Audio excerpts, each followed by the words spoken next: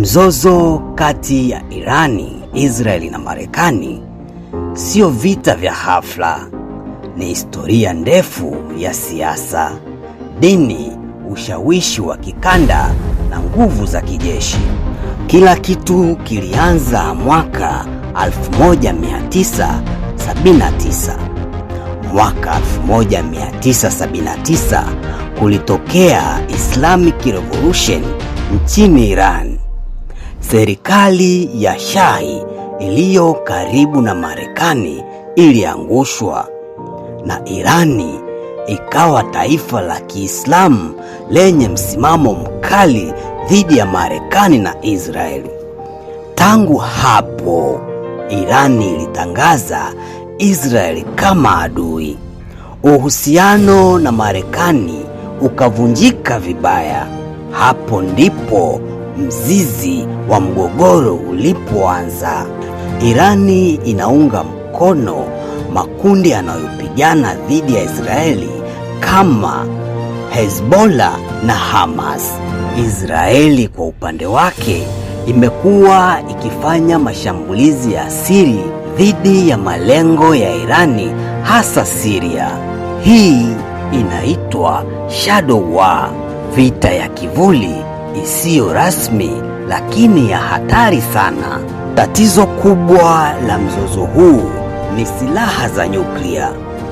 Marekani na Israeli wanahofu kuwa Irani inaweza kutengeneza silaha za nyuklia. Kulikuwa na makubaliano ya nyuklia mwaka 2015 yaliyojulikana kama Joint Comprehensive Plan of Action.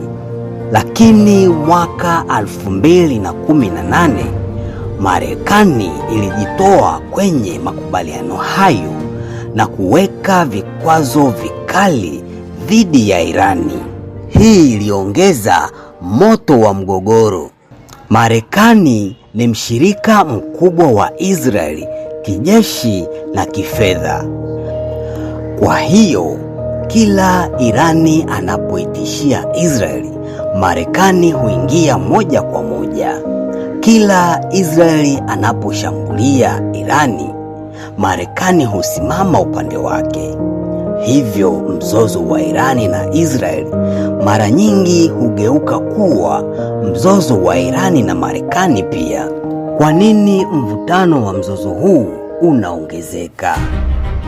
Sababu kuu leo ni ushindani wa nani awe nguvu kubwa Mashariki ya Kati, hofu ya silaha za kinyuklia, misaada ya kijeshi kwa makundi ya kikanda, siasa za usalama wa taifa. Hakuna upande unaotaka kuonekana dhaifu. Mzozo huu sio vita ya siku moja. Ni matokeo ya mapinduzi ya mwaka 1979, sera kali za kisiasa, ushindani wa nguvu za kikanda na hofu ya nyuklia.